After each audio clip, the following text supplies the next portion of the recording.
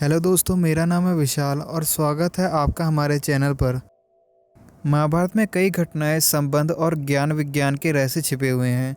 महाभारत का हर पात्र जीवंत है, चाहे वह कौरव, पांडव, कर्ण और कृष्ण हो या धृष्टद्युम्न, शैल्य, शिखंडी और कृपाचार्य या द्रोणाचार्य जैसे योद्धा हों।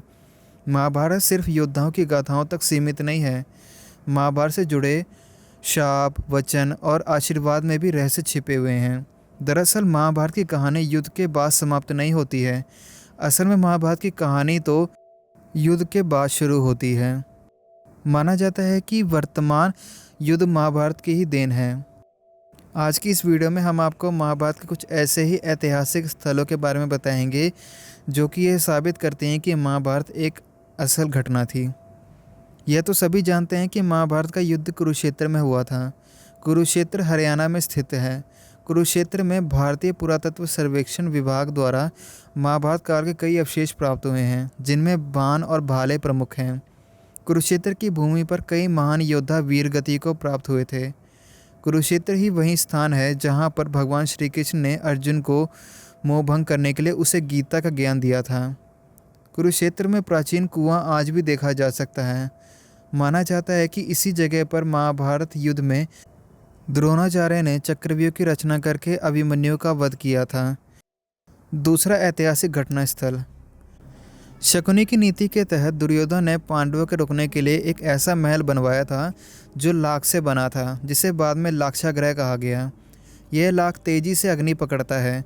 दुर्योधन ने पांडवों को मारने की साजिश रची थी। इस महल में रात में चुपचाप से आग लगा दी गई ताकि सोते हुए पांडवों की इस महल में जलकर मृत्यु हो जाए। किंतु पांडवों के जासूसों ने उन्हें इस योजना की सूचना पहले ही दे दी थी और वह एक रात पहले ही एक गुप्त सुरंग से यहाँ से भाग निकले। यह सुरंग आज भी है, जो गाजियाबाद में हिंडन नदी के किनारे पर खुलती है। लाख से बने महल के अवशेष आज भी बरनावा में पाए जाते हैं। यह बरनावा या वारनाव्रत नामक स्थान मेरठ जिले में स्थित है। मेरठ से 35 और सरधना से 17 किलोमीटर दूर बागपत जिले में स्थित एक तहसील का नाम वारनाव्रत है। यह महाभारत कालीन लाक्षागृह है। इसके अवशेष आज भी यहाँ एक टीले के रूप में मौजूद हैं। लाक्षागृह से निकलने पर भटकते हुए पांडव वर्तमान नागालैंड में पहुँच गए। वहाँ पर राक्षसी हिडिंबा संग विवाह भीम का हुआ। उसके बाद उनका घटोत्कच नामक पुत्र हुआ, जो कि भीम के समान ही बलशाली था। भीम अपने पुत्र के साथ जिन गोदियों से शतरंज खेला करते थे, वह गोटियां आज भी नागालैंड के दीमापुर में देखी जा सकती हैं। तीसरा ऐतिहासिक घटना स्थल। भगवान श्री कृष्ण का जन्म स्थल उत्तर प्रदेश में स्थित मथुरा नगरी भगवान श्री कृष्ण की जन्म स्थली होने के कारण यह महाभारत की घटनाओं का प्रमुख केंद्र रहा है।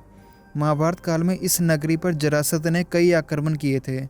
जिस स्थान पर कंस रहता था, उस स्थान को कंस के किले के नाम से जाना जाता है। कंस के आतंक को रोकने के लिए भगवान विष्णु को श्री कृष्ण का अवतार लेना पड़ा था। कंस उनके इस अवतार को रोकने और अवतार उपरांत उन्हें मारने का षड्यंत्र इसी किले में रचा करता था। ये किला मथुरा में आज भी स्थित है। चौथा ऐतिहासिक घटना स्थल। व्यासपोधी नामक स्थान बद्रीनाथ से 3 किलोमीटर की दूरी पर उत्तराखंड के माना गांव में स्थित है। यहाँ महाभारत के रचनाकार महर्षि वेदव्यास जी की गुफा है।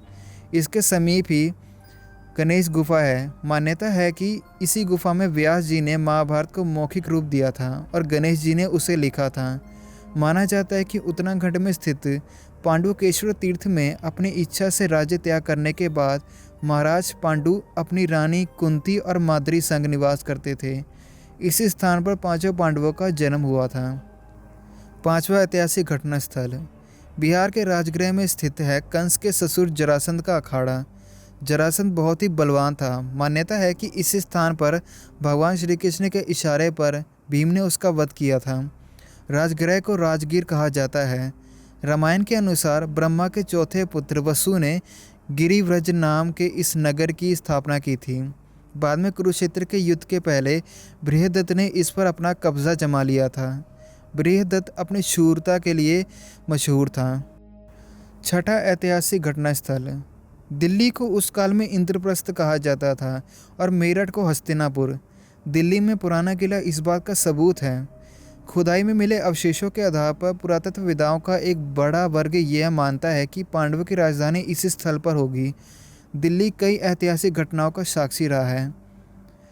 पुराना किला दिल्ली में यमुना नदी के पास स्थित है, जिसे पांडवों ने बनवाया था। बाद में इसका रिनोवेशन होता रहा। महाभारत के अनुसार यह पांडवों की राजधानी थी। दूसरी ओर कुरु देश की राजधानी गंगा नदी के किनारे हस्तिनापुर में स्थित थी। तो ये थी दोस्तों हमारी आज की वीडियो। आपको ये वीडियो कैसी लगी हमें कमेंट बॉक्स में ज़रूर बताइए और अपने सुझाव भी हमें कमेंट बॉक्स में ज़रूर भेजा कीजिए। Thanks for watching.